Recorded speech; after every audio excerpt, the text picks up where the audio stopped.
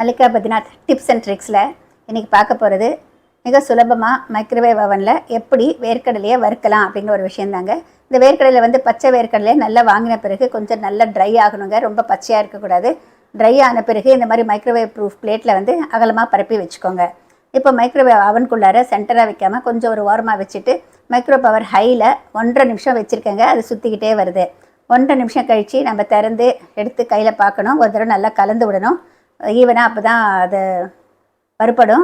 ஒன்று பாருங்கள், இந்த மாதிரி பிரேக் ஆகலை, இன்னும் கொஞ்சம் நேரம் வறுப்படணும். இப்போ அதுக்குள்ளேயே போட்டுட்டு மறுபடியும் ஆன் பண்ணுறப்போ இன்னொரு 1.5 நிமிஷம், மொத்தமாக 3 நிமிஷம் வச்சுருக்கேங்க. அவ்வளோதான். 3 நிமிஷம் கழிச்சு பார்த்திங்கன்னா நல்லா வறுப்பட்டுடுச்சு. ஒன்று வெடிக்க ஆரம்பிச்சிருச்சு. அதுக்கு மேலே நம்ம வைக்கக்கூடாது. வச்சோம்னாக்க எல்லாமே டப்பான்னு வெடிக்க ஆரம்பிச்சிடும். இந்த அளவு இருந்தாக்க நம்மளுக்கு வந்து அது நல்லா உள்ளே வந்து ரோஸ்ட் ஆகிருக்கும். இப்போ இதை வந்து வெளியில் எடுத்துகிட்டு கொஞ்சம் நேரம் ஆற விடலாம். எப்போவுமே பிரேக் விட்டு பண்ணணுங்க, விட்டு கண்டினியூஸாக நமக்கு 3 மினிட்ஸ் வைக்காதீங்க. இப்போ இதை வெளியில் எடுத்துகிட்டு கொஞ்சம் நேரம் கழித்து பார்த்த பிறகு உரித்த பிறகு நல்லா கரெக்டாக கிறிஸ்பாக ஆகிடுச்சு. இது பாருங்கள், தொட்டு பார்க்குறேன், நல்லா இந்த தோல் வருது. இந்த மாதிரி பண்ணாக்கா ரொம்ப சுலபமாக பண்ண முடியும். குவான்டிட்டி தகுந்த மாதிரி தாங்க, டைமிங் வேறுபடும். இந்த மாதிரி